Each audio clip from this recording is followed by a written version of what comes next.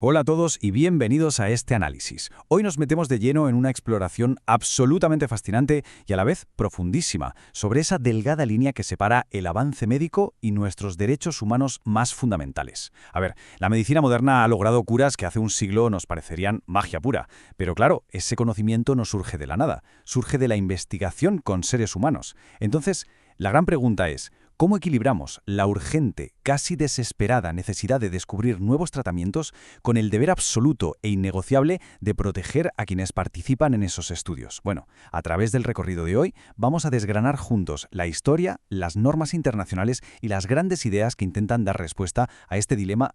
Arrancamos con la sección 1, el precio del progreso. El progreso de la medicina es innegable, por supuesto, pero la paradoja central de la ciencia moderna es que a veces el mismísimo deseo de curar puede chocar de frente con el bienestar inmediato de un paciente. Fijaos bien en esta cita del médico y filósofo José Luis Jiménez Garrote, porque lo resume a la perfección. La misión principal de la ética es crear conciencia en el investigador de que todo lo técnicamente posible no es éticamente aceptable. ¡Qué gran verdad, ¿verdad? Esta cita tiene que ser el cristal a través del cual miremos todo nuestro análisis de hoy. La tecnología nos da el poder de hacer cosas increíbles, sí, pero es la ética la que nos tiene que decir si realmente debemos hacerlas. Y esto ilustra de maravilla cómo las presiones del mundo real pueden acabar distorsionando esa brújula moral. Fijaos en este templo de la ciencia robusta. Se está agrietando. Y es que hoy en día la innovación biomédica habla en términos de mercado, de carteras de patentes millonarias y de grandes alianzas. Los pilares que sostienen la ciencia, ya sean los financiadores, las revistas científicas, los propios investigadores o las instituciones, están soportando una presión estructural tremenda. Claro, y de esa presión tan brutal nace el famosísimo dogma académico publicar o perecer. A ver, muchas veces las posibles faltas éticas no ocurren porque haya mala intención, para nada. Ocurren porque tenemos un sistema que literalmente obliga a los investigadores a competir a muerte por proyectos y publicaciones. ¿Y cuál es el problema? Pues que esta carrera frenética puede llegar a ensombrecer la obligación número 1 de un médico, evitar poner a los pacientes en riesgos físicos y psicológicos innecesarios. Lo que nos lleva a la sección 2, el caso Willowbrook. Porque cuando esa ambición científica va por libre, sin límites claros, las consecuencias en el mundo real pueden ser un auténtico desastre. Hay un anclaje histórico que no podemos pasar por alto, el estudio del Dr. Saul Krugman en la Escuela Estatal de Willowbrook. Ojo, que científicamente hablando, los objetivos de este estudio eran increíblemente valiosos. Aportó conocimientos vitales. Sirvió para diferenciar de una vez la hepatitis A de la B y para entender los efectos protectores de la gammaglobulina. En términos puramente de progreso médico, fue un avance inmenso. Pero, y aquí viene la realidad más dura.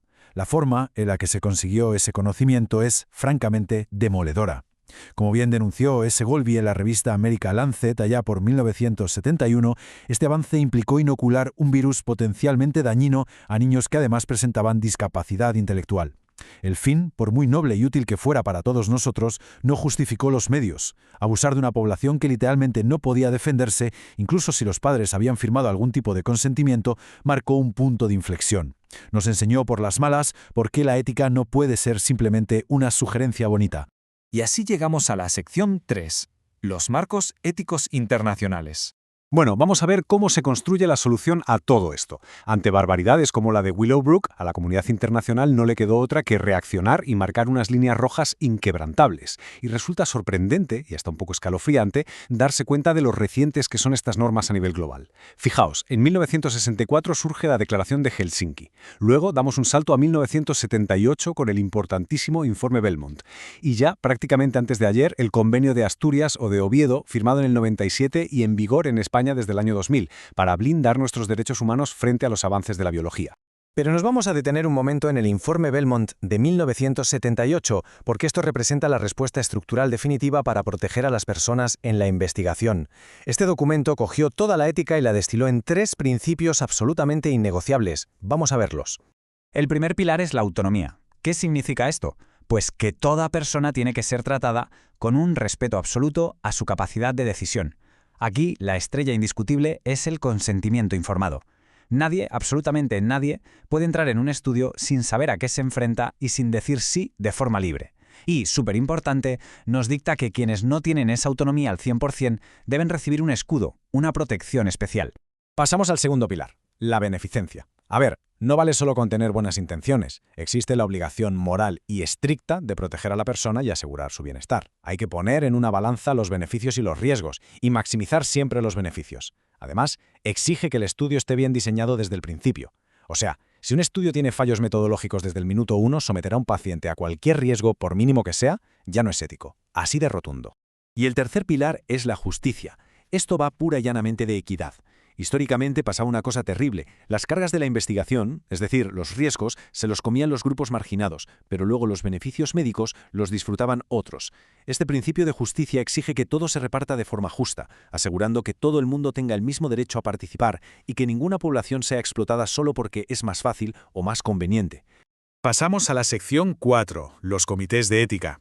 Porque claro, la filosofía y los tratados internacionales quedan muy bien sobre el papel, pero ¿quién vigila que esto se cumpla de verdad, cada día, en un hospital o un laboratorio? Pues aquí entran en escena los comités de ética de la investigación. Tienen una misión enorme, proteger al paciente por encima de todo, por supuesto, pero también protegen a los investigadores, a las instituciones y a la propia administración. Al garantizar las normas y vigilar el rigor científico, crean un entorno seguro para que la ciencia avance sin pisotear la dignidad humana. Y el punto clave aquí, lo que tenemos que entender es que esto no es un sellito burocrático que te ponen al principio y del que luego nos olvidamos. ¿Qué va? La ética tiene que ser una constante en todo el ciclo de vida del estudio. Desde la bombilla que se enciende con la primera idea y el diseño, pasando por la ejecución real, hasta llegar a evaluar los resultados y publicarlos. La ética es literalmente el hilo conductor de toda buena ciencia. Y esto nos lleva a la última parte, la sección 5. ¿Qué es exactamente la vulnerabilidad? Porque para aplicar bien todas estas normas, tenemos que hacernos la pregunta más profunda de todo este análisis. Cuando decimos que alguien es vulnerable en un entorno médico, ¿de qué estamos hablando realmente? Si nos vamos a la raíz de la palabra, viene del latín vulnus, que significa herida o golpe. Así que, estrictamente hablando, la vulnerabilidad es esa incapacidad de resistir cuando tienes delante una amenaza. Es estar expuesto a un riesgo que viene de fuera y no tener las defensas o herramientas suficientes para hacerle frente. Ahora, lo verdaderamente interesante de esta diapositiva es cómo el filósofo Paul Ricoeur desglosa todo esto. Él coge la palabra vulnerabilidad, que a veces suena cliché, y la convierte en una condición humana profundísima a través de ciertas capacidades que pueden verse mermadas. Fijaos en la lista. La capacidad de decir o hablar con sentido, la capacidad de hacer y actuar en el mundo, la capacidad de narrar nuestra propia identidad, la imputabilidad, que es básicamente asumir las consecuencias de nuestros actos, y la capacidad de prometer o comprometernos con el futuro.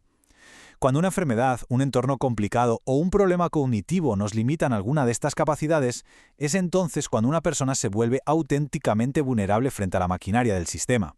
Y si conectamos toda esta filosofía de golpe con el caso de Willowbrook, que vimos antes, o con la medicina de hoy, nos queda clarísimo quiénes son las poblaciones vulnerables. Son personas que, ya sea por tener habilidades cognitivas limitadas o por vivir una desigualdad social severa, merecen y necesitan un escudo ético mucho más fuerte.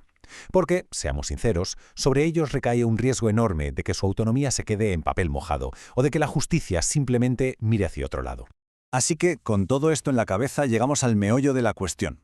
Investigar con poblaciones vulnerables sigue siendo a día de hoy uno de los mayores desafíos de toda la bioética. Sí, tenemos normativas y tenemos comités, pero la presión por encontrar la próxima gran cura nunca se detiene. Por tanto, os dejo con esta reflexión. Sabiendo lo frágiles que podemos llegar a ser y teniendo muy presentes las lecciones de nuestro pasado, ¿cómo logramos mantener todos los días, en cada nuevo estudio, ese delicadísimo equilibrio entre la necesidad desesperada de curar y la obligación inquebrantable de proteger la dignidad humana? Es una pregunta compleja, sin duda, pero es una pregunta que la ciencia y la sociedad entera tendrán que seguir respondiendo. Muchísimas gracias por acompañarnos en el análisis de hoy.